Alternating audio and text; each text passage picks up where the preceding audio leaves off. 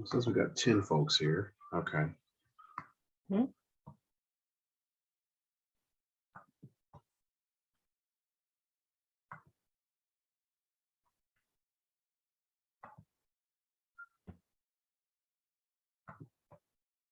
Seven panelists.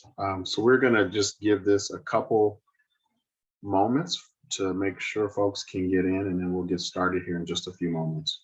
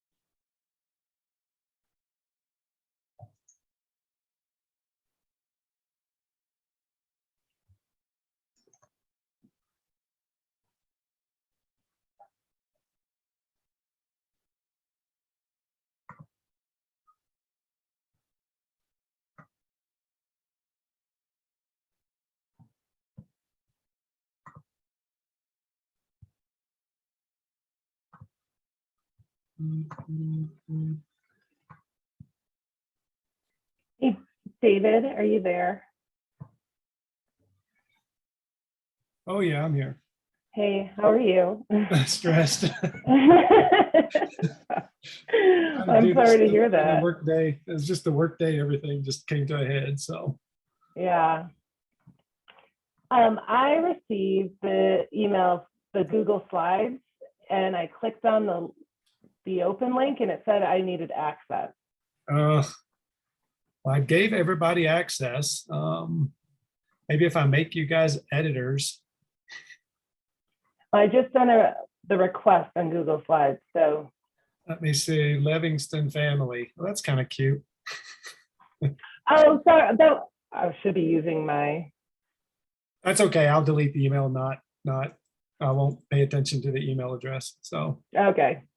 So, but I did send it to your work address, which might be why they. That's So exactly. Do you want me to share it with this? Do you want me to add you with this email address, or do you want to try to pull it up from your work address? I'll pull it up on my work address. I did not realize I was Okay. logged in. I'm happy to share it to this address if you wish, but No, I'll pull it up. On my just let me know. Okay. 1 second. If you say you got it, then I'll make sure the email gets deleted and trashed and deleted and trashed. So there's no accident in sending emails to your house address. My husband be like, "What is all this?"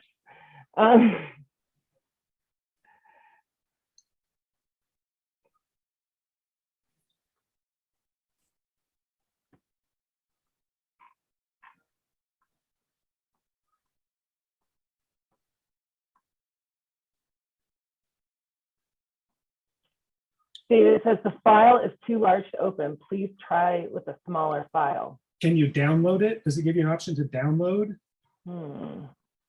It should give you able to download it. If you right click on it, is there like an icon? Let's see here. And if you right click on it, I believe it might give you an option to download.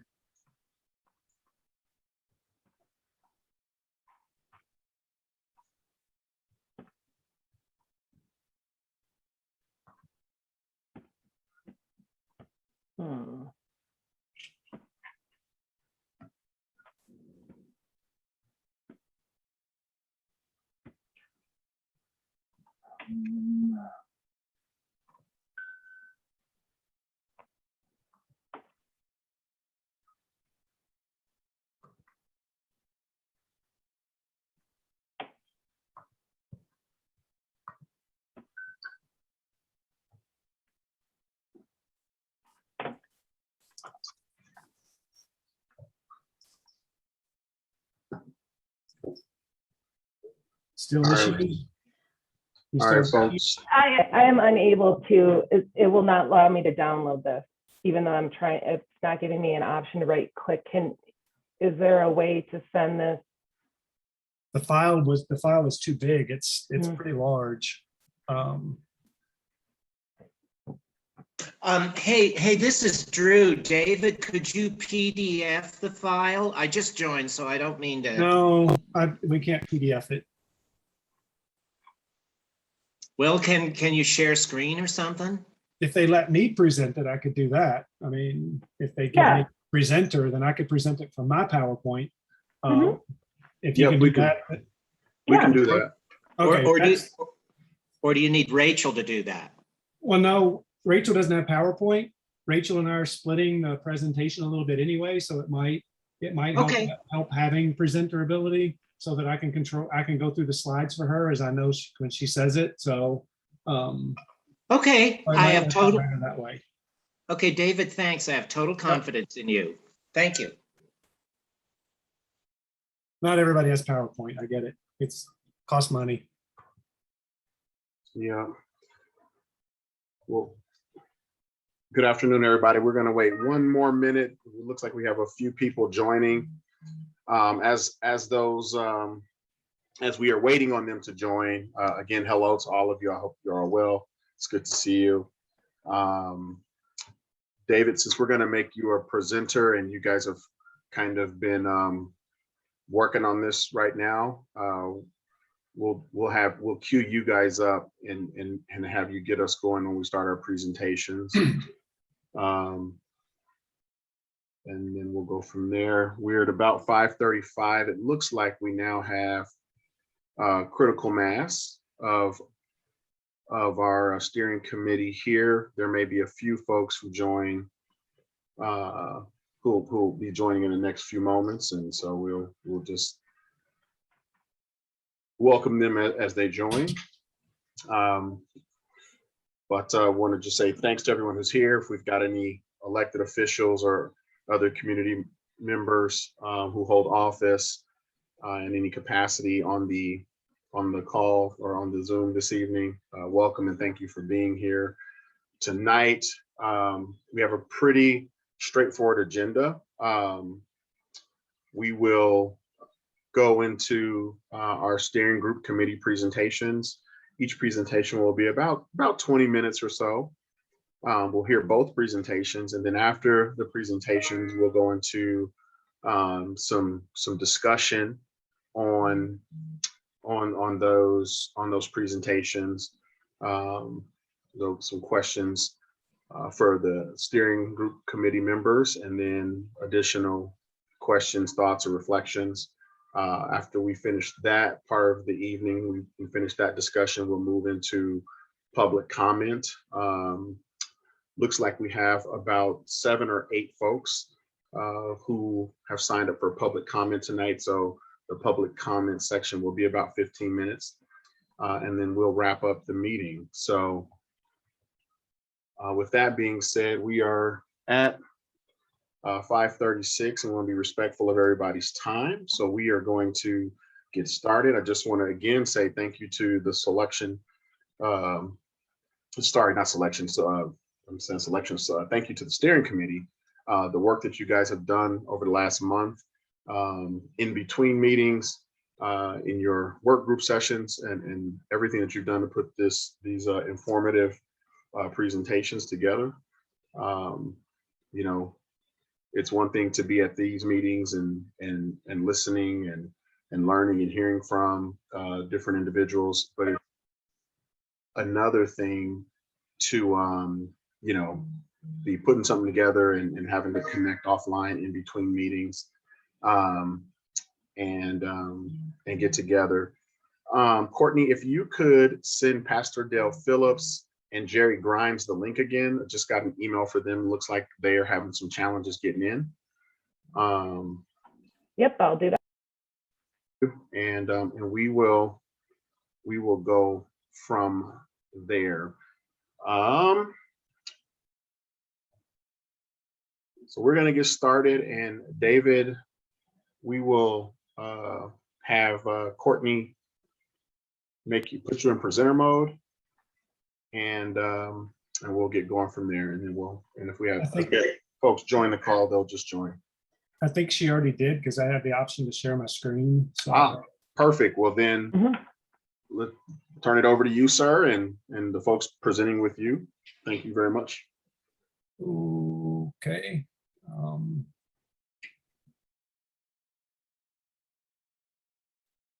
So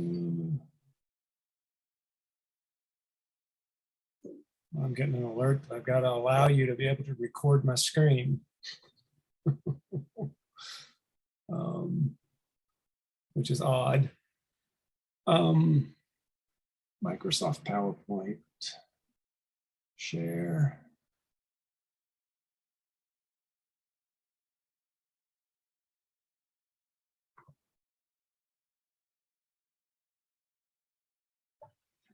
Well, I'm having difficulty making the share happen because of open security and privacy to grant access. Sorry about this.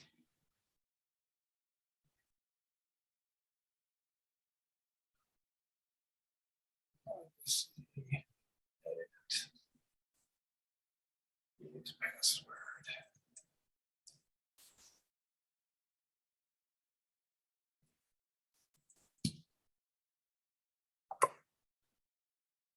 PowerPoint. And Zoom.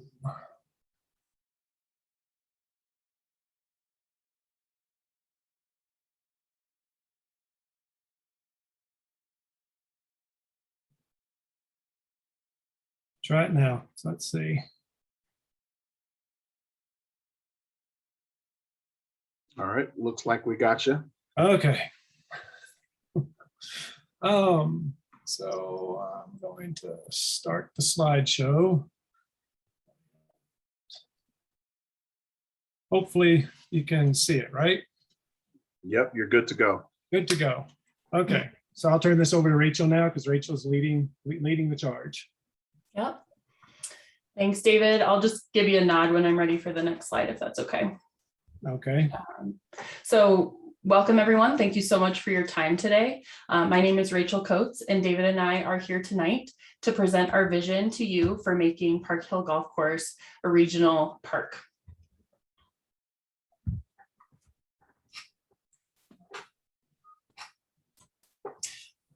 We have a unique opportunity here to create a lasting impact to all those who live, work, and play in our community. Here's a quote from one of our city leaders. Quote, "Access to nature is a human right. Vibrant communities that thrive for generations need access to parks, trails, and green spaces. In addition to providing residents with valuable, enriching connections with nature, outdoor recreation provides opportunities to foster appreciation for public lands, creating stewards for our region's limited natural resources," end quote. This is from Happy Haynes, the executive director at Denver Parks and Rec. As Ms. Haynes points out, access to nature is a human right. But you can see on this slide that Denver is falling way behind in providing access to green space for its residents. Denver ranked lowest of all major cities with only 8.2% dedicated to parks. Paved over cover in Denver increased from 19% in 1974 to 48% in 2018. And experts project that up to 69% of Denver will be paved over or covered by 2040. It would take at least 1,500 acres of new green space to stop the decline and hold steady at about 9 acres per 1,000 residents, which is already behind the national average of 13.1 acres per 1,000 residents. In order to get to that national average, we would need 3,000 new acres of park space to approach the average.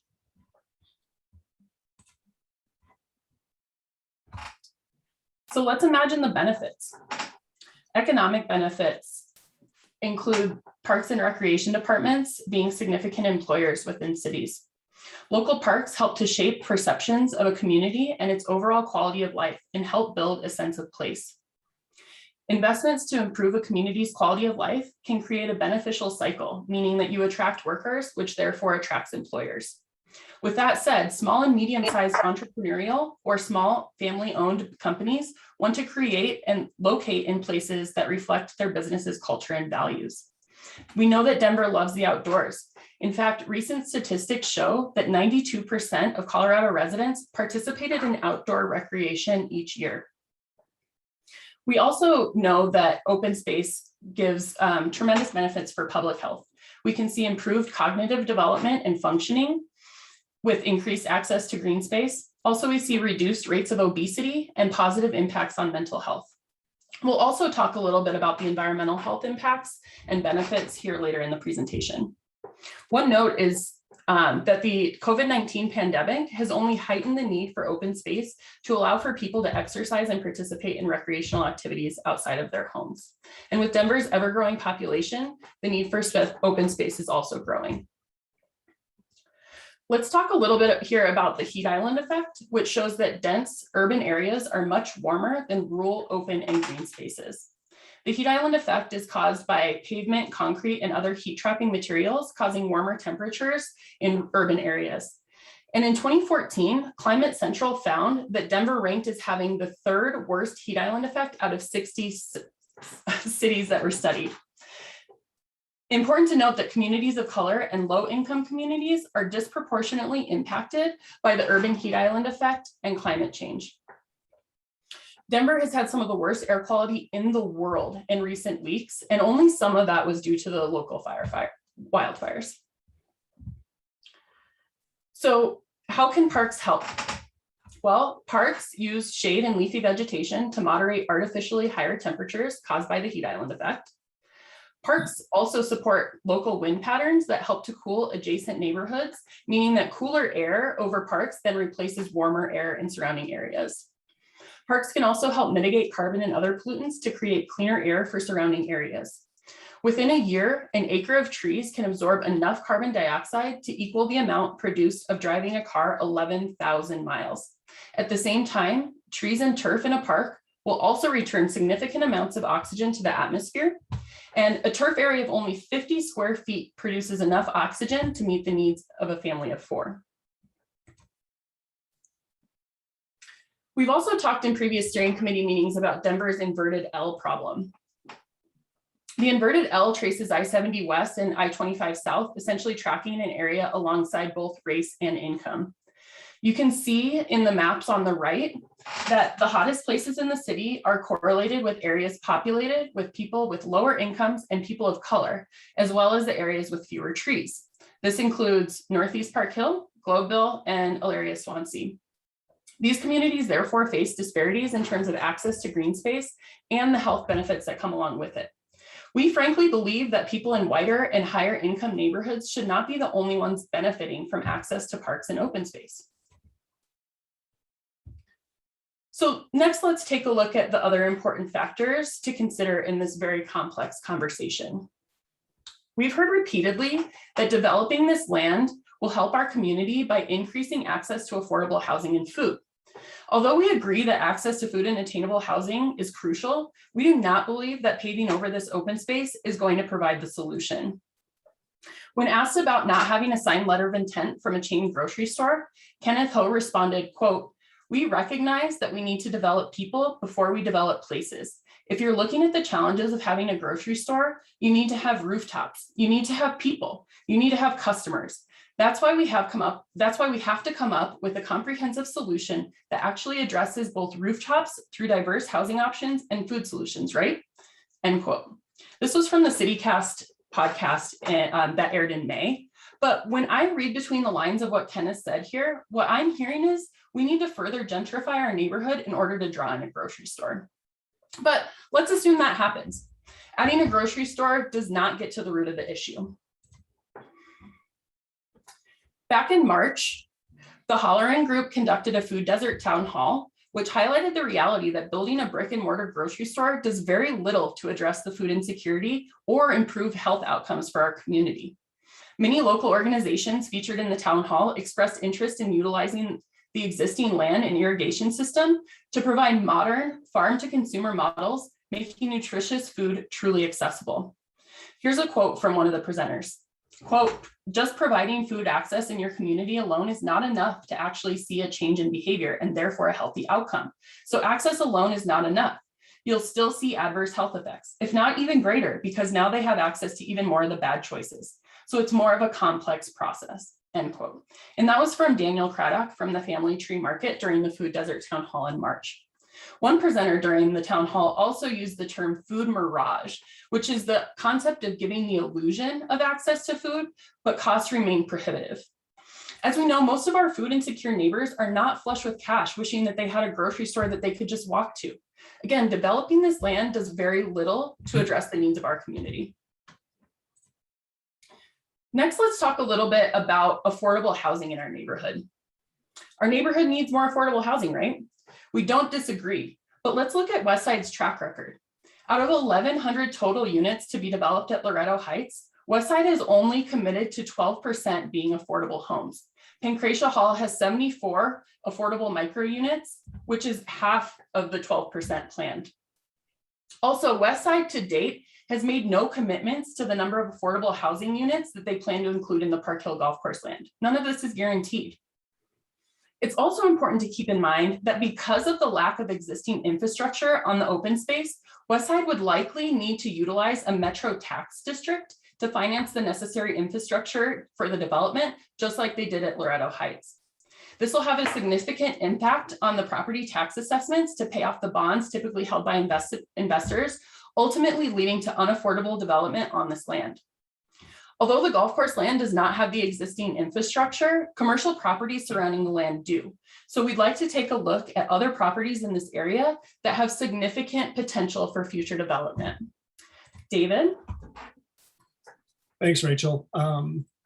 One thing that we did try to do from our group perspective is to look from a broader, more macro area around the Park Hill neighborhood instead of just a micro area just for the golf course land. And certainly we came to the realization that the need tomorrow will certainly be even greater than it is today. Some of the things that we've discovered is that over the past couple of years, there's been 24 different parcels that have transferred ownership at a cost of over $65 million. And all of those parcels are west of Colorado Boulevard and surround the transit-oriented development area as part of the Colorado and 40th commuter rail station. Given the significant number of parcels, of course, we would all anticipate that those parcels are going to be slated for some type of development, and that development is going to include significant residential development.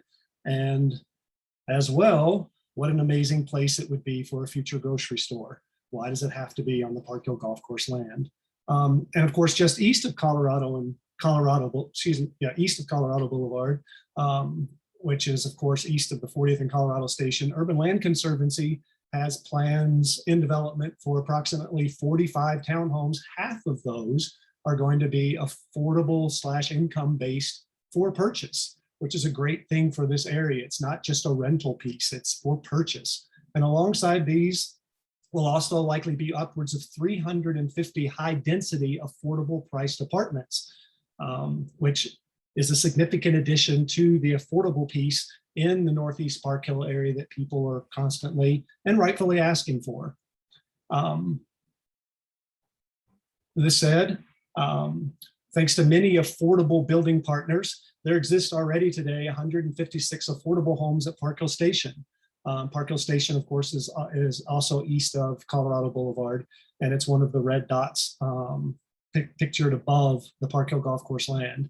And in addition to that, the Renaissance at North Colorado Station has 103 affordable transitional homes for folks to take advantage of through the Colorado Coalition for the Homeless. The transit-oriented development land already mentioned previously will most certainly lend support for more affordable housing options. My particular community, Park Hill Village, which has 200 residences in total and is adjacent to Park Hill 4000, which has 168 rental apartments. Together we have 368 residences, and they all comprised of townhomes, single family homes, apartments, and condominiums. And both of our communities do currently have affordable options as well to lend support to those in need of those. Del West at Holly and 38th recently announced that they're planning 253 homes, with 29 of them being four-bedroom townhomes. The remainder are all going to be apartments, and they're all going to be leased affordably. So there's another 253 going into place. All in, we're upwards of 900 affordable homes, all needing open space, very valuable open space in the area. So with that, I'll circle it back to Rachel. Thank you. So next we want to imagine the potential here that we have with our 155-acre plot of open space. We envision a community gathering space that will focus on bringing revitalization and growth to our community, obtaining meaningful community and resident involvement, promoting workforce and youth development and education, and forming civic and business partnerships. So next we'll take a look at some examples of community serving parks from around the country for some inspiration. First up, we have Browns Mill Urban Food Forest in Atlanta. This is a 7-acre urban farm, which has increased community access to fresh, affordable, and nutritious foods. This includes community gardens and cooking classes, which encourages physical activity and healthy eating habits. It employs residents who participate in workforce development and training, and also has multiple partnerships with local schools to provide outdoor learning and environmental education opportunities.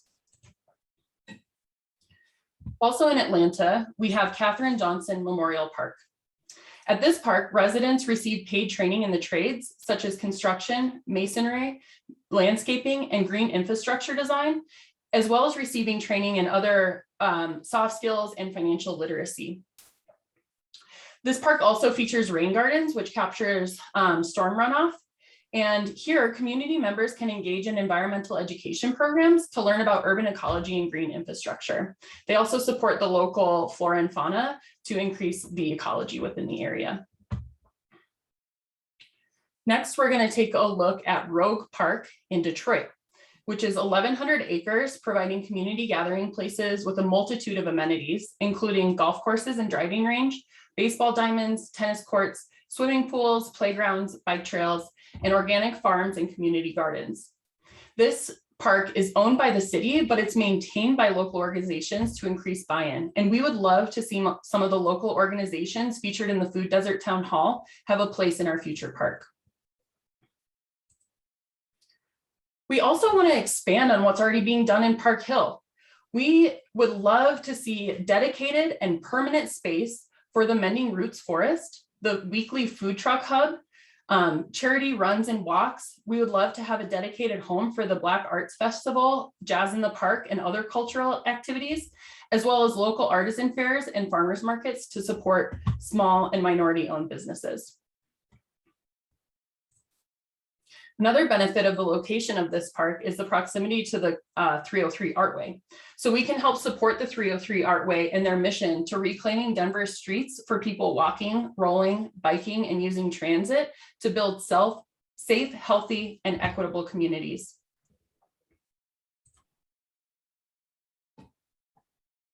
While many models of successful parks exist throughout the country, the Park Hill Golf Course land provides the opportunity for meaningful community engagement and youth development. It really can be so much more than a park. And really, it's important to keep in mind that this is only open space once. Next slide, David. We've heard throughout the steering committee process that Westside intends to include 60 acres in their development for open space. But to date, they have not confirmed whether or not this land will include the detention area, which cannot be used for anything other than water detention, or if it will even be 60 contiguous acres. So whether it's 35 acres or 60 contiguous space or just a collection of landscapes, parking strips, and islands, we do not believe that Northeast Park Hill and its neighbors should be forced to absorb even more negative heat island effects. Please think of the impact that this 95-acre concrete jungle will have today and for all future generations.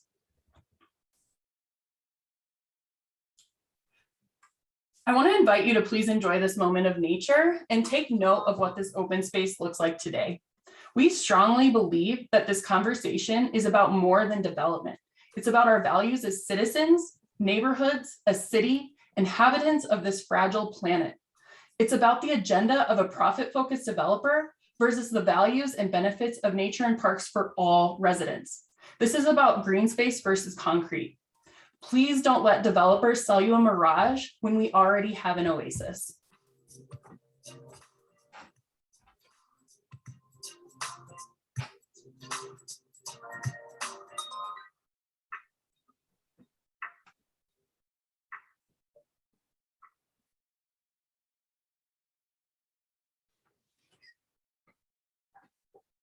This concludes our presentation. I want to thank you all again for your time and consideration on this very important topic.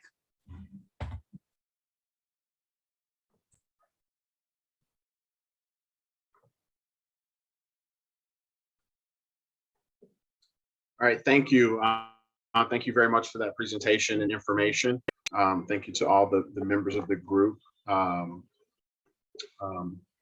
contributed to that. We appreciate you. We're going to move to our next presentation. And in our next group, who's going to be leading the presentation?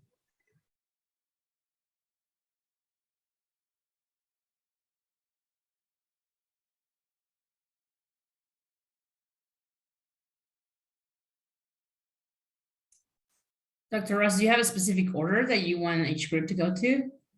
I don't know that we knew. No. So this is the second presentation. Okay.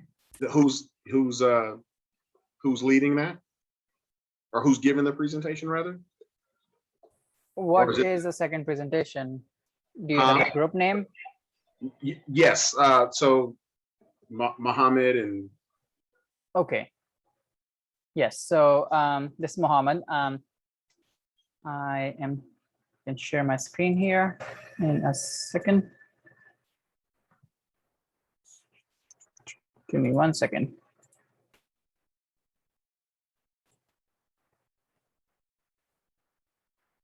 Okay.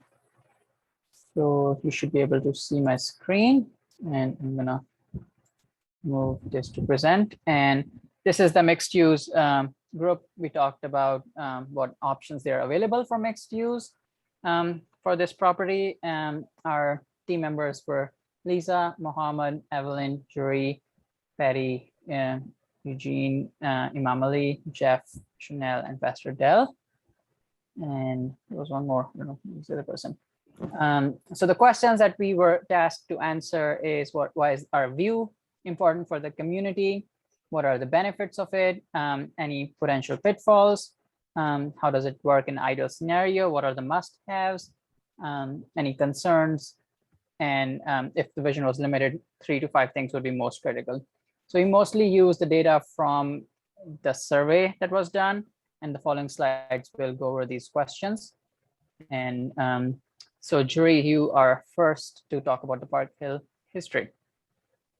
Okay, this is Jerry Grimes. For some of you, I've been a Denver resident for the last 70 plus years, couple of days, 71. Grew up in East Denver, in the last 43 years has been spent in Park Hill. And that's the difference for me when I was growing up, and when, you know, you lived across Colorado Boulevard, it was just Park Hill, and then became South Park Hill, North Park Hill, Northeast Park Hill, and really a segregated line for many, as you know, with the South Park Hill.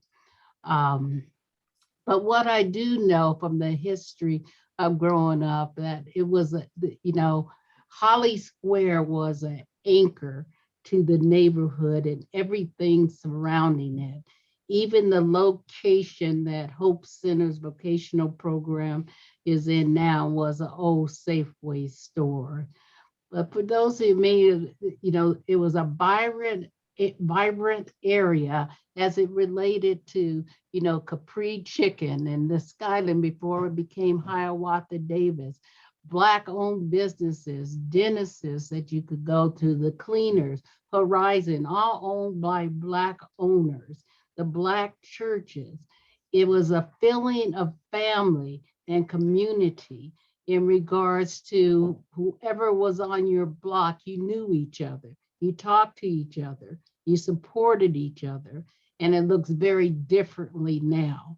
The gentrification, you don't know who's going to be your neighbor from year to year, because it changes that greatly, and the gentrification that has occurred and stuff. It was rich and vibrant because I think the community always came together in regards to supporting especially the entrepreneurs and the small businesses that were located in that area. It was about support. It was about pride, and there's always been the issue, as most of you know, when Park Hill was first in existence, it was primary white. And then when it came primary African American, resources went out the door and never replaced, to be honest, at the level that they should be.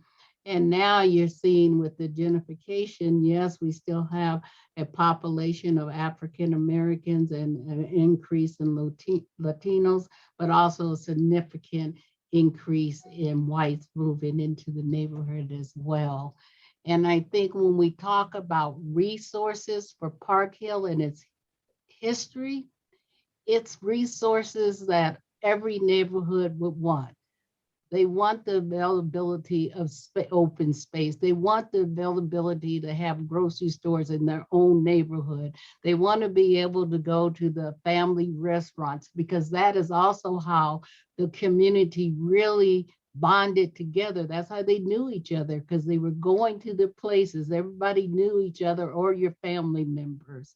So there's just a rich history in Park Hill that sometimes does not get told in the fashion that it should. We can remember gang activity, etc., but we don't really focus on all the positive things that have occurred in the Park Hills history, And I think for me, being involved with the Park Hill Golf Course visioning process, just like I was involved with Clayton's visioning process for the golf course, it's really about the equitable fairness across the board of what people have as resources within their own community.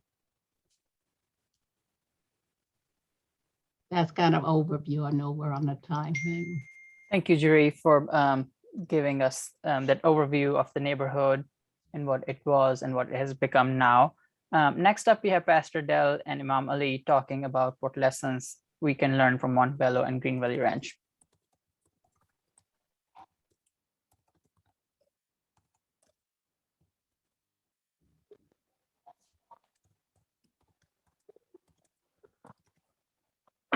Pastor Dale, you going first?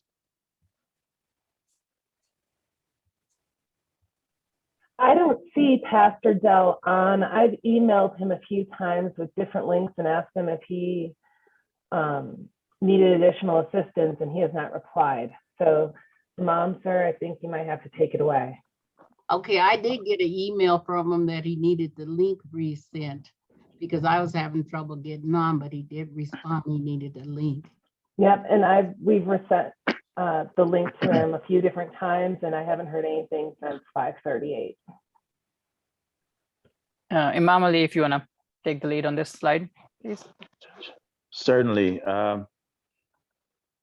We've been involved with trying to get the supermarket in Park Hill for a number of years. And this started, we put pressure on people in the government and in business, and they came up with the Walgreens, which initially had fresh fruits and vegetables, which is no longer there now. There's no fresh fruits and vegetables in Walgreens. So this has been a food desert for a long time, and it's essential that we have a supermarket just like any other community has. Now, it's really insulting to talk about the supermarket that's on right off of 40th in Colorado Boulevard, because when I went there at 9:30 in the morning, they weren't open. And I tried again later on in the evening at 5:30 and they weren't open. So it's an insult to say that that's a viable supermarket for the community. We want to have a supermarket that will generate all that the community needs. And in order to have that, the major retailers want to have a number of rooftops to be able to provide what's needed for them to make a profit. And so we've talked with people in the Montbello area. They've been able to get a supermarket there, and we can follow the same model that they've established there.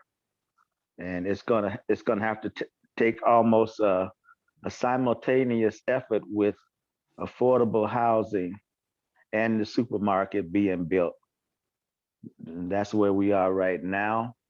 But it's something that's very, very much needed in the Park Hill community because we're still in a food desert. We don't have any grocery stores and even walking distance, supermarkets in walking distance, and that's unacceptable.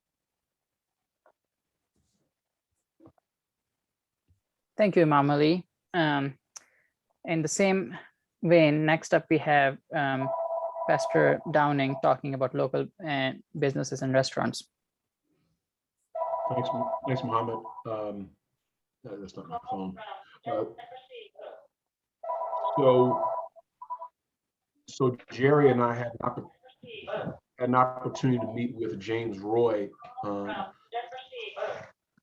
talk specifically about small businesses in the neighborhood and the idea of the value that small businesses bring to a community.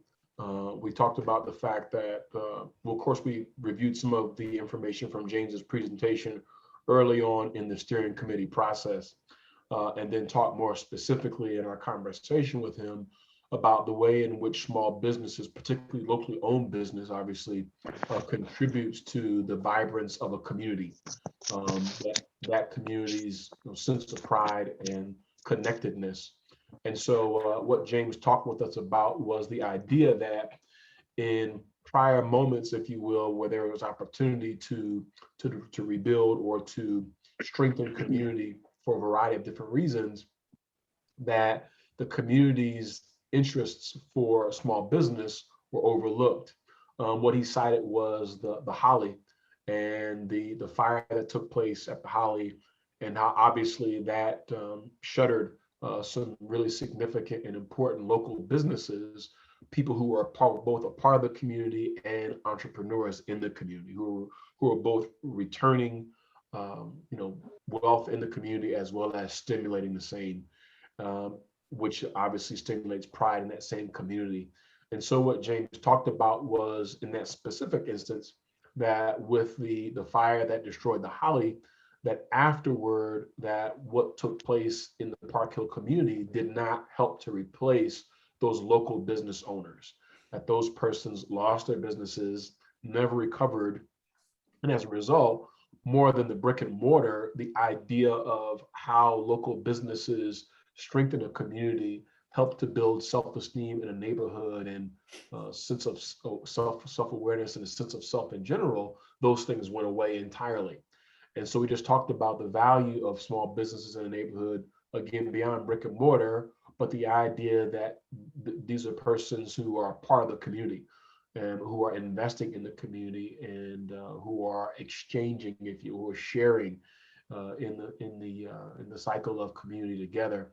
And so we simply just talked about the importance of looking at the golf course as an opportunity to regain inclusion in the future of the community.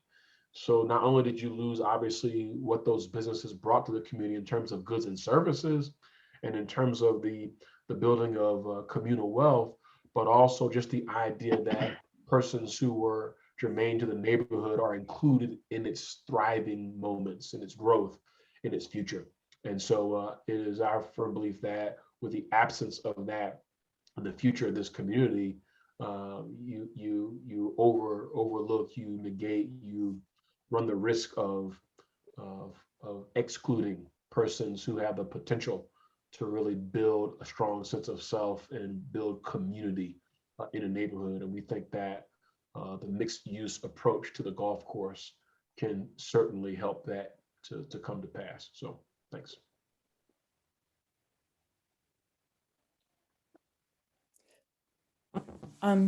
Go back to that picture. Thanks. This is Lisa. I'm going to just talk for a few moments about that detention facility. Actually, Rachel referenced it in her presentation as well. If you may be aware that in that far northwest corner of the park, there's about the golf course, there's 25 acres set aside for detention that the city purchased and for the rights to have detention. And detention means not that there's a lake or a river or any standing water there on a regular basis. It means that when there's heavy storm water flows from a heavy rain, for example, that water flows into that area so that places directly north of that, businesses and homes don't flood. So that's why it's sort of carved out. It's a basin, and right now it's full of natural grasses. Could you flip to the next slide, please? I think Mohammed, thanks. So it is not limited to being just the way it is now. Uses in that area can include other things, but they just can't be habitable structures. So we couldn't put in a rec center or a swimming pool, for example. But as an example, athletic fields were desired when there was a question asked in our survey. The people who were mailed the survey who live in the area, the most direct people affected by the golf course, when they were asked to choose some of their favorite opportunities that they'd like to see, athletic fields was chosen, I think around 37%. Then when they were asked to prioritize their top 3 parks and recreational activities, athletic fields actually was the top one with 73%. We're not saying that it has to be athletic fields. We're just saying that athletic fields are an example of an allowed use. Crestmore Park, for example, which is at about First and Monaco. If you drive by there, it's like 37 acres, and it is actually a stormwater detention area. It's a beautiful green park. It has 4 soccer fields, 4 tennis courts. It has picnic areas, but that is where the water goes in the neighborhood, so it doesn't flood the nearby homes, so that the water, when it's heavy rains, goes into that area. So as an example, a typical soccer field needs 1 to 2 acres, a baseball field needs 4 to 5 acres, and this is an area of 25 acres. So all of this is to say that it is possible to use the detention area as a way to address something like athletic fields or some other desired uses that were raised in the survey, and that this may be something that complements in addition to a 60-acre park, or it may be something that's used in combination. And we just wanted to put out that factual information for people to consider as we move forward and thinking about this area. Thanks, Lisa. Next up, we have Evelyn and Chanel.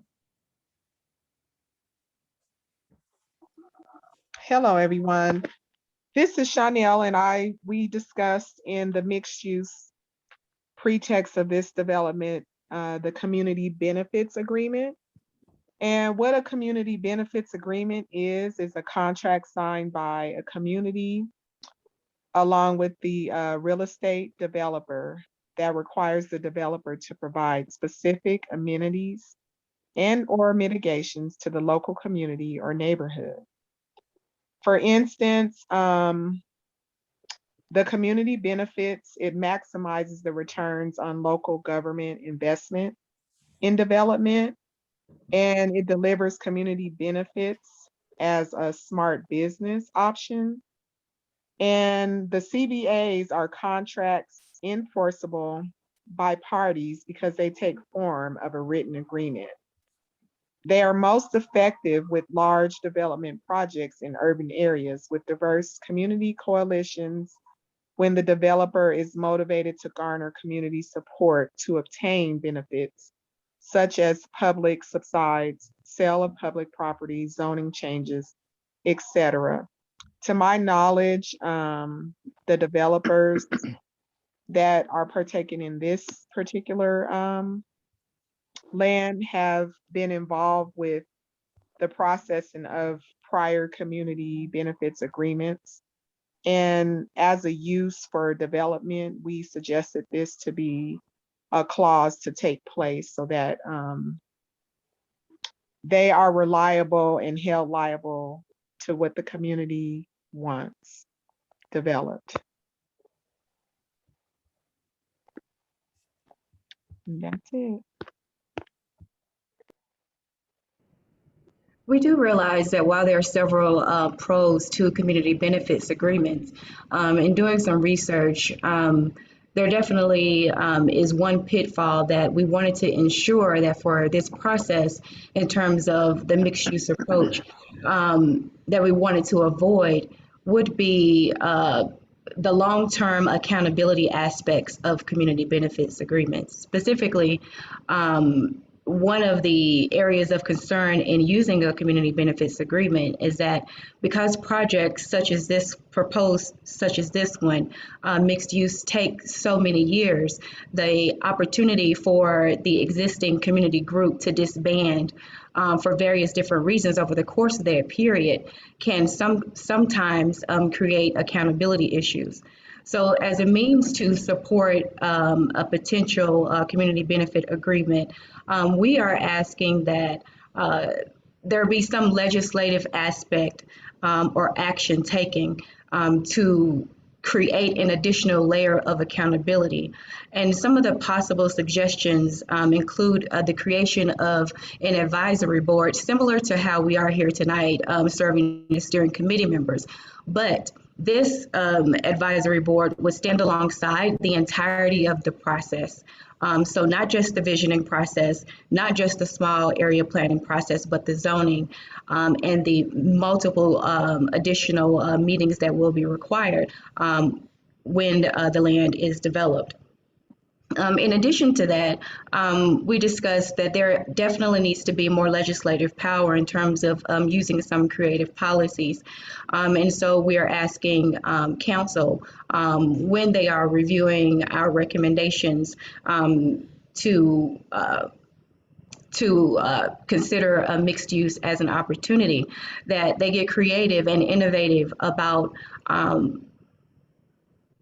addressing the concerns that this community has as it pertains to what happens with displacement when communities sometimes experience development in an area. Thank you. Thank you. Last but not least, Jeff Martinez on affordable housing.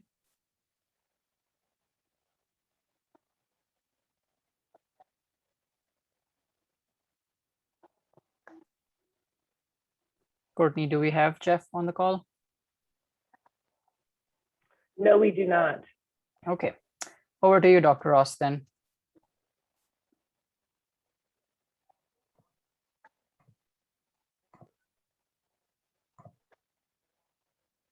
All right, thank you. Thank you all very much for your information and for taking the time to put the information together to share and have this conversation. And so what we like to do now is just kind of open it up for general conversation. And prior to going into kind of individual questions, wanted to start the conversation as it relates to both presentations. As you look at the information presented,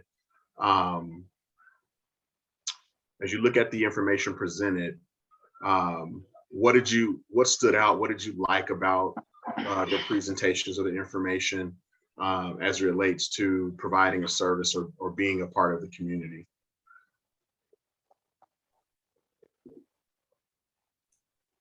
Dr. Ross, I can go if nobody else has raised their hand. Yeah, just go ahead and just, we'll try to, I'll monitor for hands, but if you've got something, just jump in. We want to try to make it, a good informal conversation. I think what I liked about the presentations is that we finally started talking to each other as a community. Like, we had great conversations when we met outside of this group with the people, and we really were just paying attention to what the service came to be and what the community wanted. And I think when I saw your email about being this is the final meeting and then the decision will be made by the city, I was very surprised, because I think we're finally starting to have conversations with each other. And then all of a sudden it seems really rushed to me. I feel like at the beginning, I thought it was going to be a longer process, like a 12 to 18 months. And it seems to me that now it's just been 5 meetings, 5 months, and then now the decision is coming. And I think maybe we just needed more time to do more research and be more prepared. And like to, you know, I think we're finally connecting with the community and talking and hearing more what everybody wants. And it might just be me, but it seems like a little rush now, you know, to now that we're finally talking and we're finally seeing what we think this could become, to just stop it. Yeah, thank you, Patty. And just for clarification, it's not that this work is stopping, it's just that as we begin to summarize this stuff, I may not be as actively involved. You guys will be continuing in other, you know, you guys will be continuing the conversation together. I just may not be facilitating this portion of it. So the goal is, as we come to a conclusion of this, is pulling the vision together, not ending the group. So hopefully just we, you know, go back and revisit that email if that wasn't clear. It may just, you know, it's really more about my time in terms of facilitating this portion of the conversation, this portion of the process may be coming to an end if necessary. Other things that that you know took away from the presentations?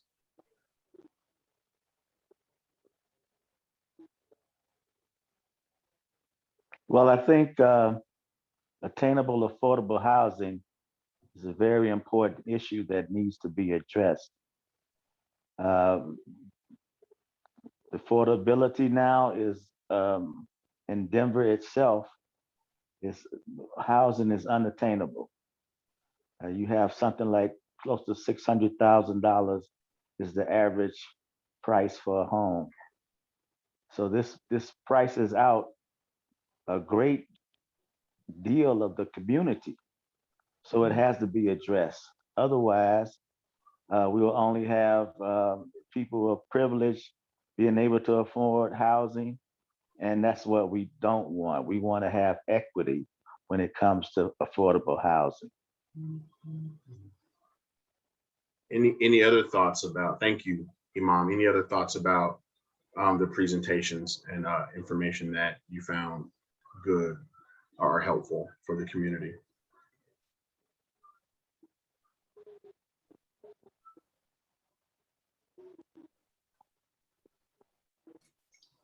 I'm going to throw out kind of a question instead of a comment. Do you think that committee members as a whole, I mean, we're all kind of silent on this, or anything else that stands out? And I myself is somewhat guilty of it, certainly. But do you think our silence is rooted in the fact that we're each so ingrained in what we want that it didn't matter what the other group said? That could be, and then just to address a question in the comments, this is for these questions, Mohammed, are for the panel. This is for you.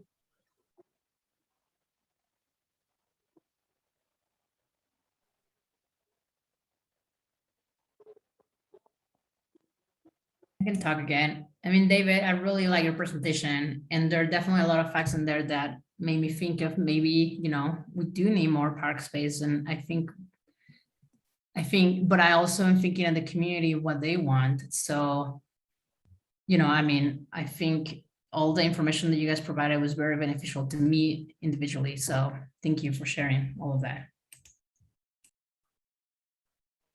Yeah, I would just echo what Patty shared, that I very much value park space, and conversations we've had in my part of the community were very much around keeping park space as a part of an overall design that included a variety of different uses. Folks who've been in that neighborhood for 40 and 50 years. And I guess for me, I got so much out of James Roy's conversation with us about inclusion, to the degree that as I took a look at some of those parks, just kind of pulled up some of the parks that were mentioned earlier, and you know, it's evident that not every park has full use. And even here in Denver, I mean, if you don't feel included in a community, there's no guarantee that you will walk every acre of its park. And so I guess the thing I'm invested in is the idea of inclusion, that people in the community feel like they're an actual part of it. And for me, part of being included is that if I'm in the community, my voice is being heard about what I think will help my community to thrive. So just my thought. Thanks. And for me, I'm raising my hand again. I'm going to follow up kind of what I said. I meant to add a little more, but I kind of got sidetracked with Mohammed's comment. But what I was going to throw in as well is that we're so each ingrained, you know, and I certainly did appreciate the information, and certainly it was all well received from the other presentation. And I think there's a certain not really dichotomy, but a certain separation in terms of how my group's presentation was and the other group's presentation was, in that it seems like all of the surrounding areas are kind of being ignored from a development perspective potential down the road. It's like, we're in the here and now.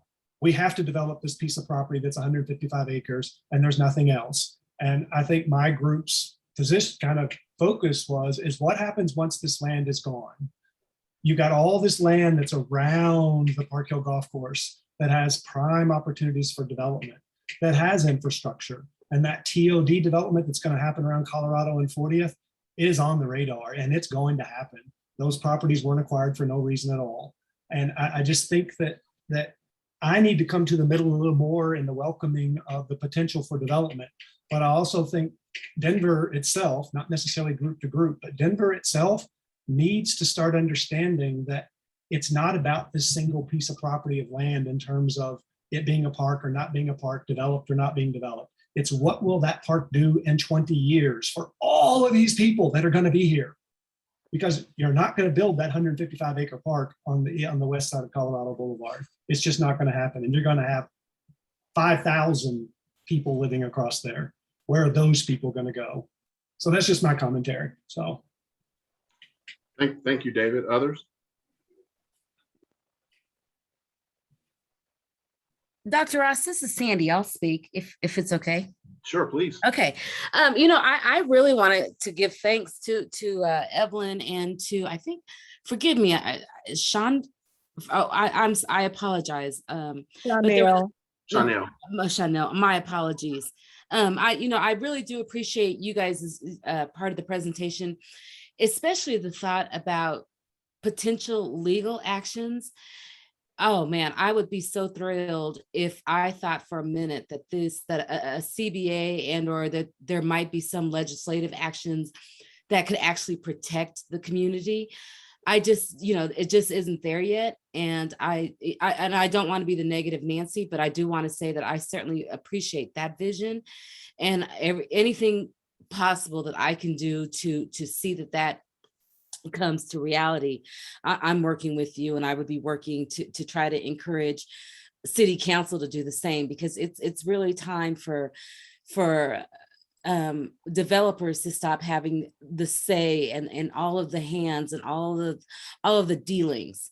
With respect to some of the things that not specifically about these particular presentations, but I also do kind of think that there's a little bit of quietness and just uncertainty, not because of you, Dr. Ross, but just your email was just a little concerning about, what are our next steps? Where are we going from here? And I don't fault Dr. Ross. I do not fault Courtney by any means, but what really concerns me about this process is there are so many things that have taken place that the community, not only the visioning process has not been made aware of, but more importantly, the community in general has been made aware of, that we are aware of because we did core requests. So there are documents out there, there are studies. The city has gone in and has paid hundreds of thousands of dollars on reports related specifically to this land that none of you guys have been made aware of. So I'm hoping by saying this and mentioning this to you guys that, if this procedure does continue, that the city and Laura Aldretti and CPD, I hope that they are forthcoming and will give us those reports that the city has already produced with respect to this particular land. So that's all I want to say. And again, thank you all for your hard work and yeah, that was a great presentation on both sides. Thank you.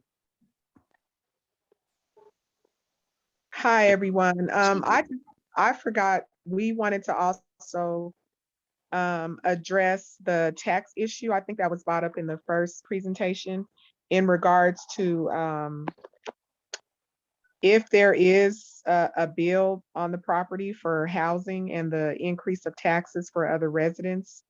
There's a fund that exists, you know, in reference to this legislation that we would also like to go after to assist with any elder residents in the area or people that have been, you know, in that Park Hill area for years, in the event that they have an increased tax charge for any build. So I don't know if that makes sense, but yeah, we discussed that and we agree with you on that.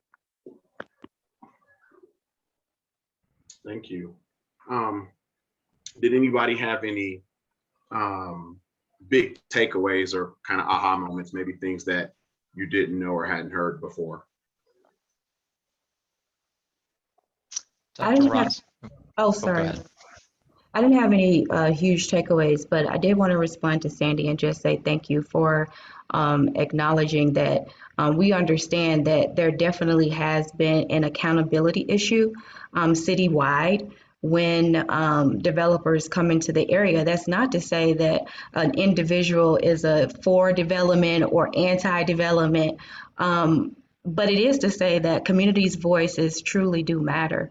And I do think that if the land is developed, I do think that this creates a very creative option for us as community members to come together and come up with some unique and innovative policies that can create that extra layer of protection, which I feel like has been missing very much so. I also feel like, I want to say publicly, that there hasn't really been demonstrated a lot of political will in terms of protecting communities when development occurs.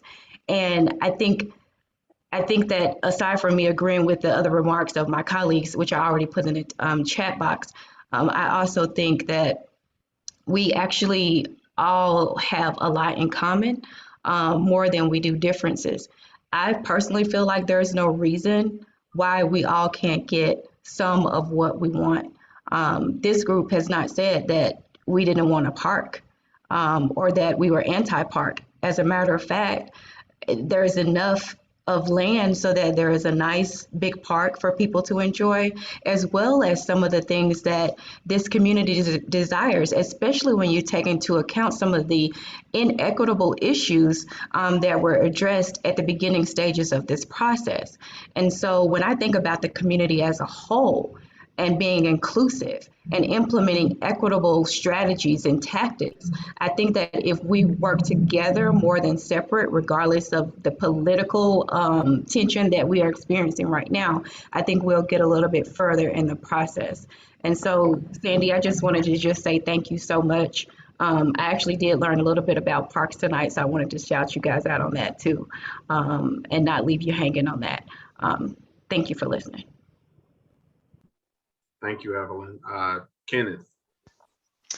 Yeah, thanks, Dr. Ross, and thanks to both groups for your presentations.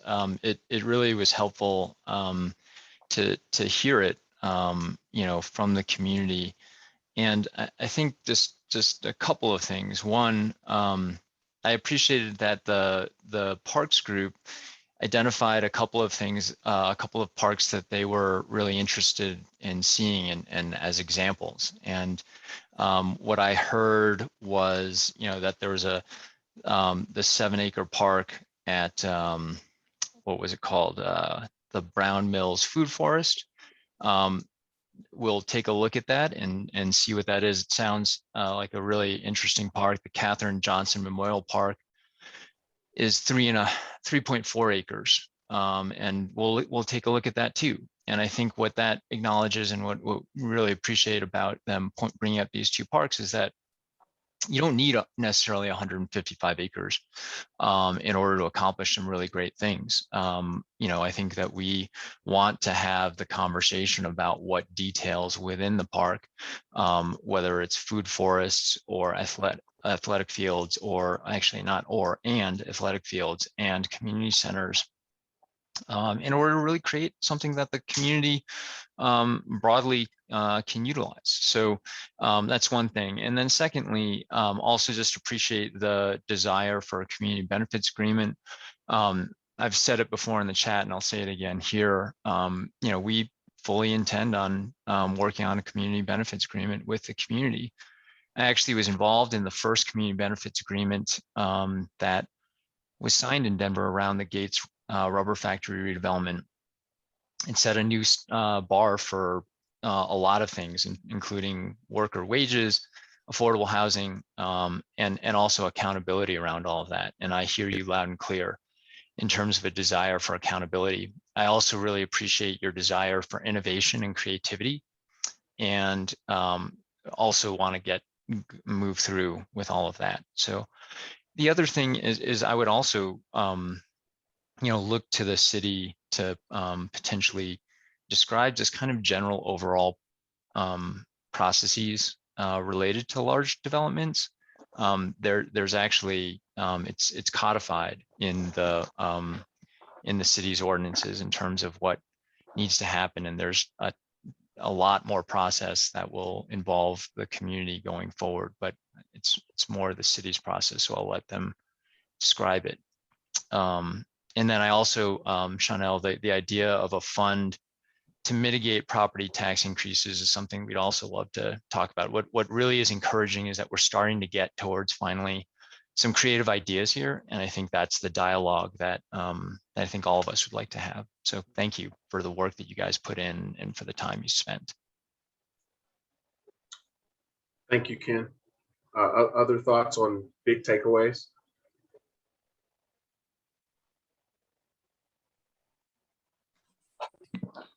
Hi guys, this is Sean. Sorry I can't join via video right now, but I've been listening in the whole time. I want to respond a little bit to David because that really got me thinking about it. And for me, a big takeaway was the background on Park Hill and Jerry, what she grew up in, and Holly Square. And I fully believe that there is a lot of truth to once this is gone, it's gone. And I think that's a powerful statement for David to make. And I also think there's an opportunity here. And to address kind of, my thoughts on why are we not talking about these other properties, they are smaller parcels with different owners. And yes, the city can try a master plan, but that is not the power that this area, that Park Hill Golf Course has. And I think kind of a flip side to think about for the park and the other opportunities here is once Holly Square was gone, what I've heard is that really hurt the community. And I believe that in this instance, North Park Hill has a chance to be heard and not told what they need. And I really feel that we should honor and respect that voice in what they want in their community.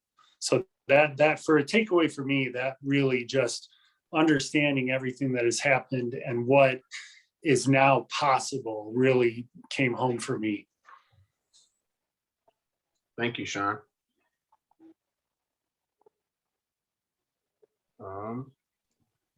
Just 1 second. I see Mohammed.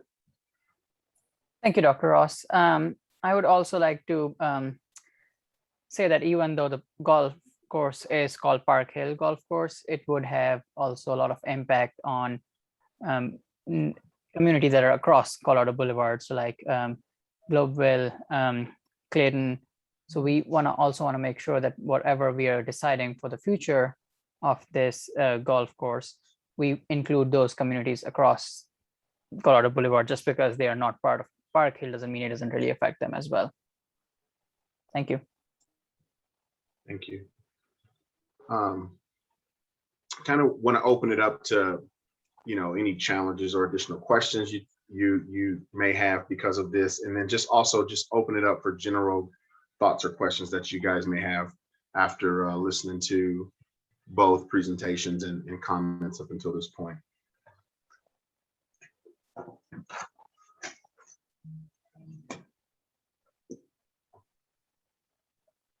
Hey, Dr. Ross, this is Sandy again. One thing about this process that really has concerned me a lot, and I know I've made this statement before, is just how little actual public engagement there has been.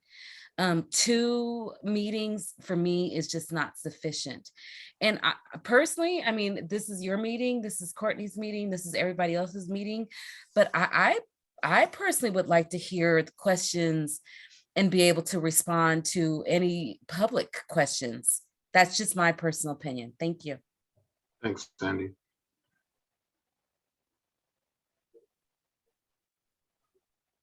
Any other comments or questions from others? Yeah, Dr. Ross, I want to really appreciate both presentations and clearly how much time and effort was put into them. And I shared this in the chat, but some of my frustration is I wish we were here 4 months ago in the process. And I think that, I really appreciate, I think Evelyn and some other folks that dug up information on the community benefits agreements, the process to mitigate property taxes, information about surrounding developments. And I really wish that we could have dug into that information and that could have been provided to us, 3-4 months ago. Cause I think that clearly there's a lot of energy and commitment to this neighborhood. And I wish that this was a little more co-created in this process so far, and to just get an email that kind of is hey, let's take a break because we're going to wait on all this stuff is disconcerting to me, because I think that these are really thoughtful presentations, and I wish that there was clearer action steps from here, not we did these presentations and oh, that's it, we checked a box. Thank you, Noah.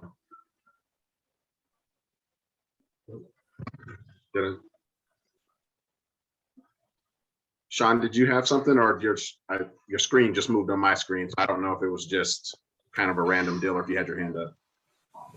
No, I'm good. I finally was able to get on my computer and off my phone, so that's probably why. Okay. Thank you. Any other thoughts or questions? To kind of go alongside what I think it was Noah said it about how that where we're at now, if it had only happened a while ago, and that ending it so abruptly, and I'm not, please correct me if I misstate some of what you said, Noah, but it's kind of the takeaway of what I understood is that it just seems like a weird point in time right now to just say, this is it, we're done. And that's kind of the feeling I'm taking away, that this is when I took a web development boot camp, it was that final project, boom, here it is, you graduate and it's over. And I just don't think I'm kind of confused about how and why suddenly this is the dividing line of done versus not done. Yeah, thank you, David. And I would refer you guys back to the email where Courtney sent out that timeline. And again, in terms of being done, this process isn't over. I think you guys have a lot more work to do together as a selection committee in terms of moving the conversation forward. There may just not be as much more involvement of me in terms of facilitating getting you guys to a point where you can be talking about a project. And so I think there's a little bit of a difference there. I mean, there may be a lull over the election season and holiday, but I think you guys will be continuing to move forward and go from there. And right now, I am kind of hit or miss in what that looks like for my involvement moving forward, which Pat, Oh, sorry, the screen is moving. Patty? Yeah, sorry. Yeah, and Dr. Ross, I think that's probably not fair to you either, that we're asking you these questions. I think it's definitely for the city to answer. But I was in the website recently, and just now, and it says that it's gonna take 12 to 18 months. I mean, or like longer. So I guess when you say that it's up to us to communicate, who's gonna be listening, I guess, and how are we gonna get heard? And like, I just don't understand how does that go? I mean, we can talk about it like for months between us, but that doesn't mean that we're making any difference out there. So I don't know. I guess I just think that's not fair to you or to us because I feel like they literally just checked the box and they used us, and we really, I don't know. So I don't know. This is my perspective. Thank you. And you know, and all of this is really helpful information and feedback. And I'll be, you know, taking it back to get even more clarification for you outside of the kind of timeline outline that was presented. I'm wondering if it sounds like there's a shared concern around this process and next steps. And so I'm wondering if we can hear from either Kenneth or Courtney or someone who might know next steps from today. Because I think my concern, and it sounds like it's shared by many people, is that we're gonna bottle up whatever happened throughout the last several months and make a recommendation based on what serves, you know, the outcome that's desired by the people who have the control over it. So I don't know if anyone can chime in with specific action steps from here to maybe ease some of the anxiety that's coming up tonight. Okay.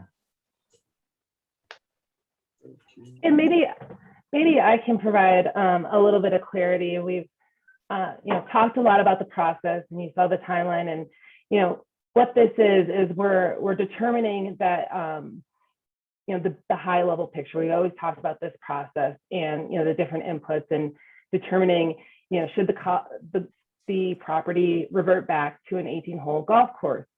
Should the property be used, all 155 acres, as parks and open spaces?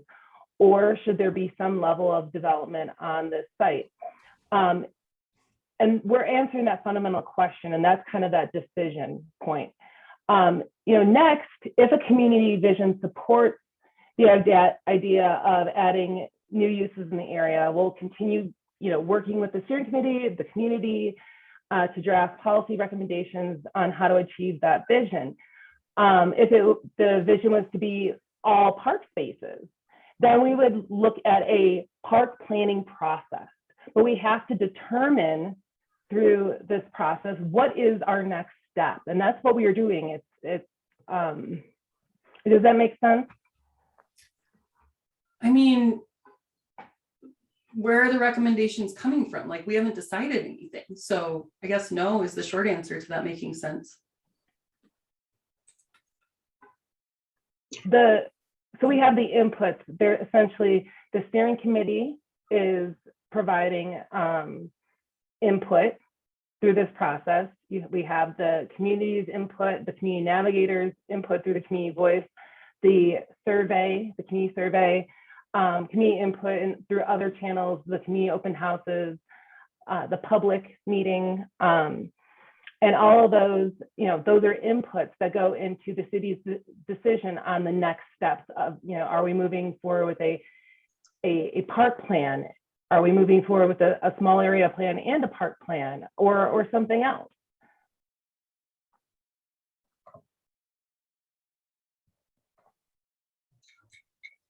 I guess that's the question. So we'll move on, I suppose.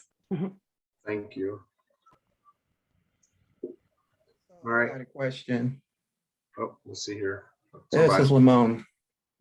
So I think what troubles me about this is the vagueness. When we talk about project planning, you have an agenda, you have hard targets, you know where you're going and what the goal is. And the whole time that I've been sitting on this committee, it's been very vague. And I would say the first, we've been meeting, what, eight times now, has been all about parks and their grievances, very little about anything else. And now we're coming to the conclusion of, from the presentations today, well, then we'll just be on hiatus.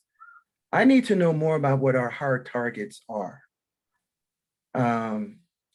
It doesn't make sense to just have us just hanging in the balance. All of us have vast experience with different areas of neighborhood planning. So I need more than just, well, we're gonna hold out until after the elections or maybe after the first of the year. I need more than that. Thank you, Lamar. I think the vast majority of us are saying the same thing, but just in different ways. First of all, let me just say this. It is really hard to be a city employee, work days, and then conduct meetings at nights. So let me just say that. And while we are being critical of this process, I do think that it's important to bring things to the forefront so that in the future, when there are future processes, that these types of things can be avoided. The things that Rachel has stated, Lamone has stated, some of the comments that have been made in the chat, these are all viable and very relevant concerns. I mean, we're volunteering on behalf of our community, you know, and this process means a lot, and it means a lot for all of us to get it done right, and for all of us to have a level of uncertainty about next steps and the lack of clarity that we have. I do think that we, even if it's offline, but since we're talking about it now and it's public, we're talking about it now and it's public, you know, I do think that this committee deserves a more direct answer in terms of what the next steps are. For us to come to meetings and spend time out of our days to be here and then to get hit with information at the same time that the public is getting hit with information doesn't really allow us enough time to prepare in a way that is with excellence. And so, like I said, while I know my comments are a little bit critical, I do understand it's been a challenge for all of us. COVID, the whole nine. I want to recognize that, but I just think that with so many of us on both sides of the issue sharing the same concern, I think that some in-depth attention needs to be paid to those concerns. Thank you, everyone. Dr. Ross, this is Lisa. I guess I'm hearing people, I mean, everybody's saying that they feel a little unsettled. Is there a way that it makes sense for us to formally request that we have some kind of meeting or something in October set, and that we have the opportunity to come together again and talk about what the next steps are based on what the city decides between now and then? Yeah, so in the email you got, that's why it said we would determine if meeting in October was necessary. So a lot of that kind of depended on today, obviously taking all of this information, pulling it together, sending it back out to you, going through that process over the next few weeks. And so pulling that together and then seeing if we need to come back in October. So that is not a problem at all. It sounds like people are saying they do want to do that. So I think that's the recommendation. Yeah, I just hadn't got there yet. Yeah. Okay. That, you know, that was kind of for the end of the meeting in terms of where are we going next. Okay. But hearing it loud and clear is good. That's why we're having this conversation. And I really appreciate hearing you guys have the conversation and moving a constructive conversation forward about what, you know, or how the community can benefit and the different factual information that was provided.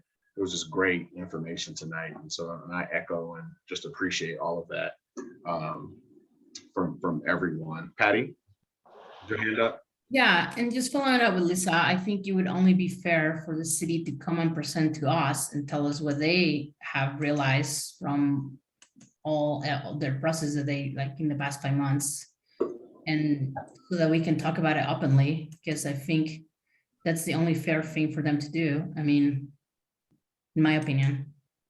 Cool.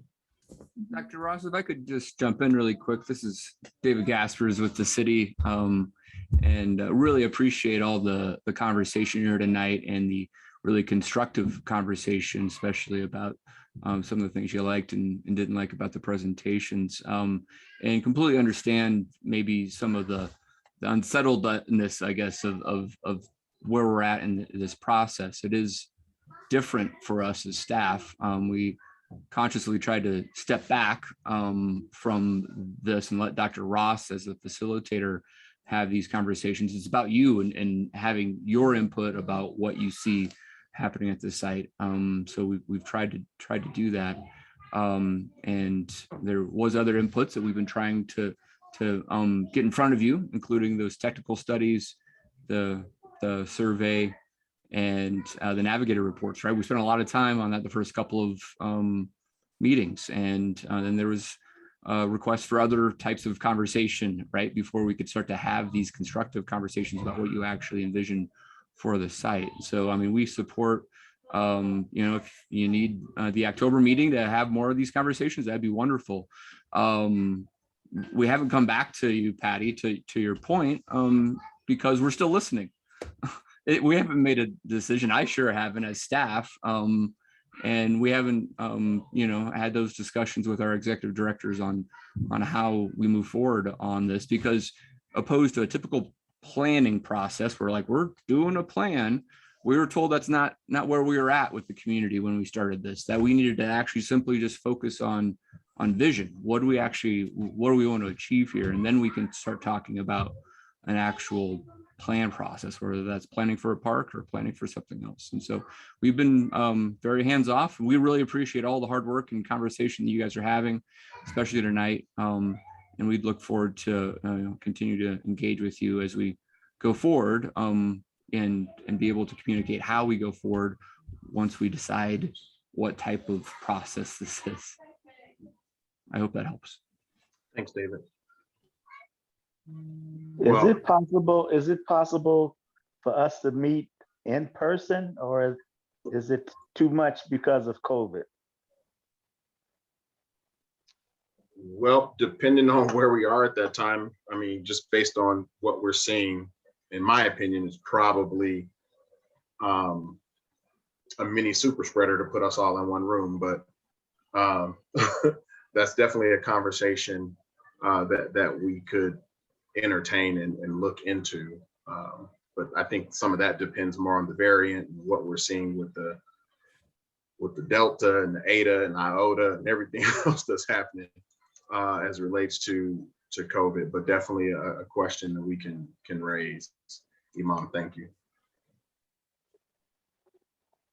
Hey, Dr. Ross, this is Sandy again. If I can just add, and I hope David and Courtney are listening. I don't know where Dr. Ross stands, and this is specifically me speaking from Sandy.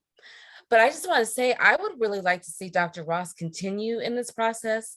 I think he's been very fair.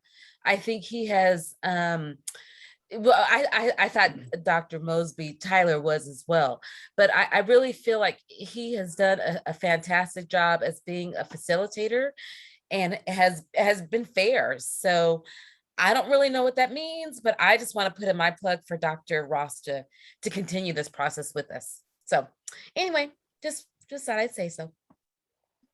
Well, thank you. I appreciate that. I'm definitely no Dr. Tyler, but I do my best. All right, so just kind of bringing this piece to a close before we go to public comment. We will definitely come back to a October meeting. Between now and then, the presentations and the conversations tonight will be put together in a summary and sent out to you guys for approval. I may need to reach out to some of you where there wasn't as much information on the slides and it was more commentary. I may be reaching out to ask you to fill in some of those gaps for me, because I want to make sure I'm using your language and not mine. And and we'll have some communication between now and then about that, and then as well as what the October meeting looks like. And I've got several questions that were posed this evening that I will follow up with the city and get answers on and communicate those with you as well. And so we'll get an invitation out, but do mark your calendars for October 12th, 5:30. That will be our regular next scheduled meeting. It follows our regular meeting cadence. So hopefully everybody's available at that time. Does that sound okay with everybody in terms of, moving forward between now and then? I see some head nods and some thumbs ups. Very good. And I do just want to say, in these kinds of processes where we are now, this is what's called the murky middle, right? And it may not feel like it, but this is really good that there's questions and there's, a little bit of angst, right? Because now that means that we're speaking up, we're bringing things out, we're providing critical feedback that I think not only helps this process, but future processes. And we're having the conversation. And I know that's something that we've wanted to do for quite some time, and we're getting there. And so I just want to just double down on how important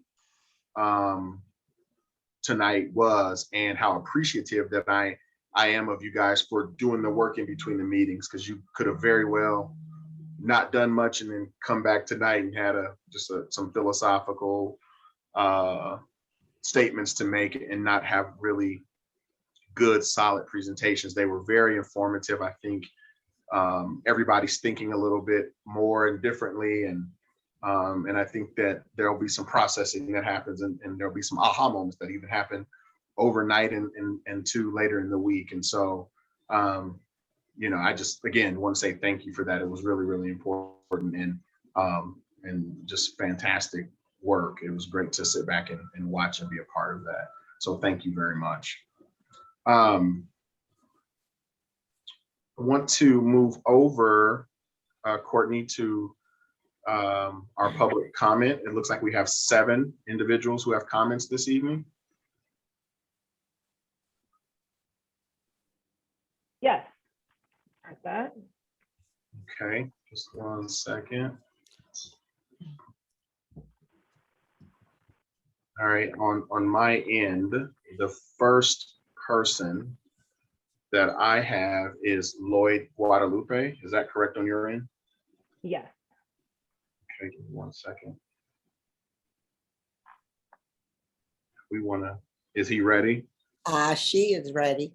He's ready. I am so sorry. It's okay. I read your name backwards. I read Yes. Lloyd Guadalupe and not Guadalupe Lloyd. So All right, you can call me Loopy. That's what everybody calls me. all right, well, I appreciate that. Thank you for being here. You've got 2 minutes, and Okay. Tell me that. the floor is yours. Thank you. Good evening, all. I want to speak on behalf of Westside Investment Partners, who bought the Loretto Heights campus in October 2018. I share the backyard fence just north of the 72-acre campus and have spent the last 3 years going to monthly community meetings with Westside, and continue to as our area plan is still ongoing. The project includes homes, townhomes, and apartments with affordability across a wide range of household incomes. Some of the homes will be among the first built under the sustainability-focused Denver Green Code. Original zoning of the land allowed for 13-story buildings on all land equaling more units per square feet. Westside listened to the community's desire to have more green area, thereby reducing the number of units per square feet it could have made a profit with. Westside has encompassed the historic core of Loretto Heights campus by preserving the Loretto Academy building, the chapel, Priestess House, the library, Pancratia Hall, Matchbuff Hall, and the May Bondsville Stanton Theater. Our community consensus made it a priority that the site retain the feel of a campus, and Westside has complied. Dying and dead trees were removed at the suggestion of Denver's arborists, with the promise to populate the campus with trees upon development. 1,000 plus trees will be planted. The 74 units upon Crenshaw Hall set to be done in December 2021 are 4 bedrooms, 1,500 by 1,700 square feet, 3 bedrooms, 800 to 900 square feet, 2 bedrooms, 600 to 700 square feet, 1 bedrooms will be 500 to 600 square feet, and the studios 350 to 400 square feet.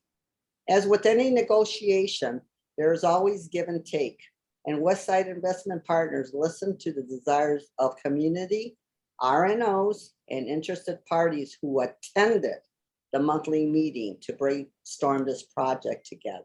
I thank you very much and have a nice night. Thank you, Lupe. We appreciate you.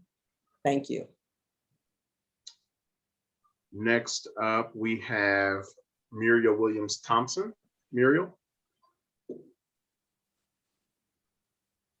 Good evening, everyone, and good evening, Dr. Ross.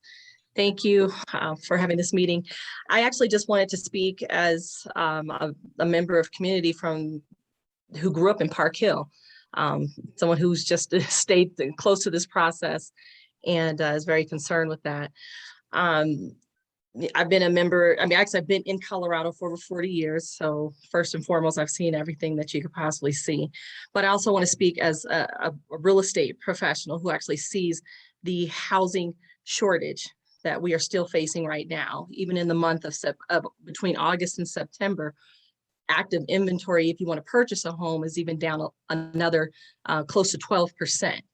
So with that being said, things are actually going to continue to get higher and higher and more expensive. So with that being said, attainable housing is actually a big issue, and attainable being, not aside from the affordable housing program, but actual housing that people with good income, but just can't afford something that's over $500,000, but they could still actually afford a home. They can actually pay a mortgage. They're paying rent just fine. They can pay a mortgage and own something. For those individuals, I'm actually speaking. I do believe that the Park Hill golf course area needs to be mixed use.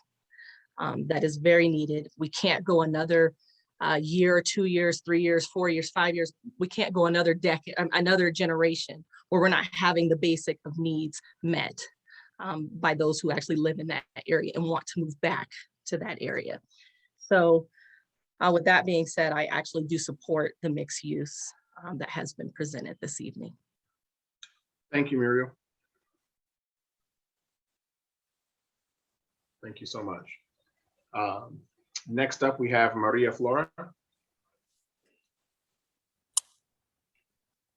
Hello, let me get my camera adjusted. Sorry, it's a little dark. My name's Maria Flora, and I've been listening with a lot of interest tonight. And one thing that hasn't been mentioned is the 800-pound gorilla in the room, and that is that this land is protected by a perpetual conservation easement for open space and recreation, which the taxpayers of Denver paid $2 million for with bond money. The other thing that hasn't been mentioned is that there are 2 ballot initiatives on November 2nd that affect this land. One of them is the Yes for Parks and Open Space ballot initiative, which would require a vote of the people before development could occur on a designated park in the city or on a city-owned conservation easement, such as that protecting the Park Hill Golf Course, or before the city could terminate the easement on the Park Hill Golf Course. That's Initiative 301, and obviously I'm a proponent of that, along with Yes for Parks and Open Space. Westside is financing a opposing Initiative 302, which adopts the same language, so it is being billed as an open space initiative, but it has a poison pill. And that poison pill would redefine conservation easement for Denver only, so as to exclude the Park Hill Golf Course easement, conservation easement, and it would no longer receive the protection of a conservation easement. So we're asking that people not be fooled by the open space language in 302 and vote yes for 301 and no for 302. Otherwise, we are left, the future of our city is left in the hands of city planners who have a history of squandering our tax dollars by striking deals which give disproportionate advantages to developers. Laura Aldretti, the head of community planning. Maria, I'm so sorry you've reached your time. Thank you so much for your comments. Thank you. Next up, we have Michael Cosnet. Oh, good. He's good. He's a doctor. He's good. Hi, can you hear me okay? Yes, we can, sir. The floor is yours. Thank you. I'd like to sincerely comment to the community from my perspective as a physician who specializes in environmental public health and lives in Park Hill. I have dedicated my career to fighting pollution, promoting public health, and advocating for the health of the community. I've always believed that we need to think globally and act locally. Shortly after I moved to Park Hill in the mid-1990s, I volunteered to support Park Hill residents in their opposition to the placement of the Laidlaw hazardous waste staging station on I-70 just north of Park Hill. The facility was ultimately not permitted. Later, I spent years as a technical advisor to the Cease Community Coalition to assure that there was a thorough cleanup of arsenic and lead contamination in the Vasquez Boulevard I-70 Superfund site. And fortunately, we were able to arrange a cleanup that was unprecedented in many respects, including the removal of lead-based paint on homes that had contaminated soil. In the aftermath of 9/11, when there was a lot of concern about the vulnerability of communities to terrorism at industrial sites, I conducted an outreach to the city and county of Denver to caution them regarding the risk posed by the location of large railroad cars of chlorine at a huge bleach manufacturing facility in North Park Hill. And to my understanding, that facility was relocated. Now I'm speaking out about the public health need to preserve the open space. It's a former Park Hill golf course. Denver is becoming increasingly developed and paved over. And all of the open space that's now the former Park Hill golf course needs to be preserved for two major health reasons. First, as a park and open space, it will counter the increasing global warming and heat island effects that are threatening Denver as our city grows. And make no mistake, it's becoming more congested and denser. And second, more than ever, we need more parkland for people to use for exercise, recreation, and the stress relief that green open space provides. This is a clear choice between the healthy opportunities for green space and parkland. Dr. Cosnet, I'm so sorry you've reached your time. Thank you. I'm finished. I made my point. There's a clear choice here. Thank you so much, sir. Thank you for being here. Have a great evening. Robert Greer. Hi, can everybody hear me? Yep, the floor is yours. Great. Hi, everybody. I'm Rob. I'm an eviction defense attorney by day and an anti-pollution and affordable housing activist by night. I appreciated the Parks Only presentation, and I share a lot of the goals about pollution and urban heat island effects. But I really have to ask which experts on those issues the people who put that presentation together have consulted with, given that I've read very different things from anti-pollution and climate experts who almost uniformly call for more infill development of the kind that the mixed use options provides. Why does infill help reduce pollution and heat? Well, we know that pollution in Denver, and especially along the I-70 corridor, is largely driven by car traffic and pollution from energy production, much of which comes from inefficient single-family homes throughout the metro. Both of these pollution sources are drastically increased by sprawl type development, which is the alternative to the infill development that the mixed use option provides. For these reasons and others, careful studies have shown that modern, well-designed infill development actually decreases the urban heat island effect locally. And I'm happy to drop a link to that scholarship in the chat for any doubters. And certainly smart infill development would reduce pollution and heat across the rest of Denver as well. I also want to say that while green space is a vital and underused tool for reducing pollution and heat, for that green space to have maximum impact, it does need to be close to people. I know this is a little bit counterintuitive, but large square-shaped parks, like the parks only proposal for this site, actually means that fewer people live closer to parks because the center of the park is necessarily farther away from where people actually live. Putting some housing in the middle of the space and making the rest into parks actually means that more people are closer to park space. It would be counterproductive to turn the entire parcel into housing and commercial space, of course, but right now the degraded golf course that exists on the parcel is almost totally disused, and there's very little indication that that would change if the entire parcel were turned into park space. Regarding Mr. Greer, sorry to interrupt you. You hit your 2 minutes, sir. Okay, thanks. Thank you so much for being here and for your comments. Next up, we have Woody Garnsey. Yeah, good evening. I don't know if you can see me or not. My name is Woody Garnsey. I'm a long-term Park Hill resident. I've got a couple of points I want to make. First of all, this whole process really hasn't made any sense, and it doesn't make sense because the land is protected by the perpetual conservation easement that Maria discussed that cannot be terminated without a court order under the Colorado Conservation Easement Statute. Basically, the cart is before the horse, and the Colorado court would have to decide that based on changed conditions on or surrounding the land, it is now impossible to continue the open space and recreational conservation purposes of the easement. And there's been absolutely no discussion whatsoever in this whole process of any facts that would support a determination that based on changed circumstances on or surrounding this land, it is now impossible to continue the open space and recreational conservation purposes.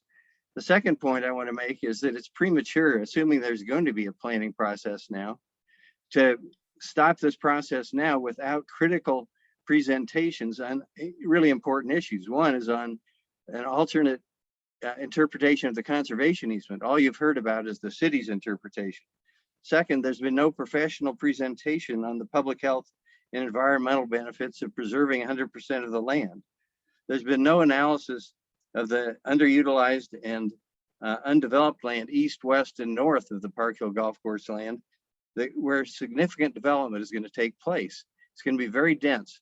And this is really planning malpractice to look at this in a vacuum at 155 acres, ignoring what's happening west of Colorado Boulevard in the next 20 or 30 years, and ignoring what could go on east. There's been no showing of any of the city's technical reports that have been paid for.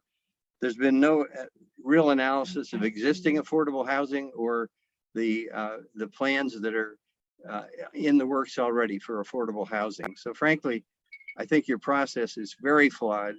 And first of all, you're wasting a lot of taxpayer money on a planning process for land that can't be legally developed. Mr. Garnsey, sorry to interrupt you. Thank you so much. We have our last speaker for the evening, Kevin Doyle.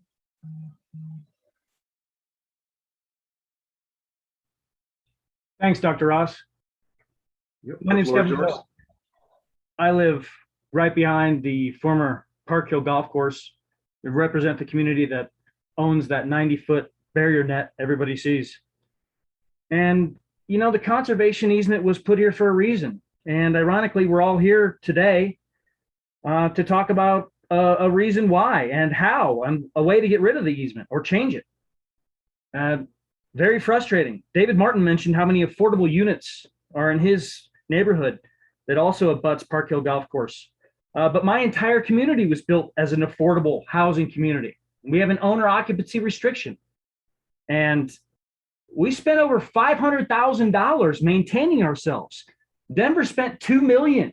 We're 123 homes. We spent $500,000 of that. $100,000 of that was because we were lied to by Chris Herndon, by Arcus, by Clayton, by the office of the mayor. This is terribly disappointing. We were lied to. If this gets developed, it will destroy my community and our investment. I strongly urge this committee to suggest the only right thing, which is to honor the conservation easement and keep this 100% open. Thank you, Mr. Doyle. Courtney, just checking my list versus yours. That was the last speaker. Yes, sir. Okay, thank you. Well, thank you all. Thank you to community members who have joined us. Thank you to the steering committee members, again, for your presentations and information and great feedback this evening. As mentioned earlier, we'll be meeting in October and have e-business in between. And so look forward to doing that with you. With that being said, we are done for the evening. And I will talk to you soon. Have a great evening and enjoy your families, and in a few minutes off before you got to start it all over again tomorrow. You guys enjoy.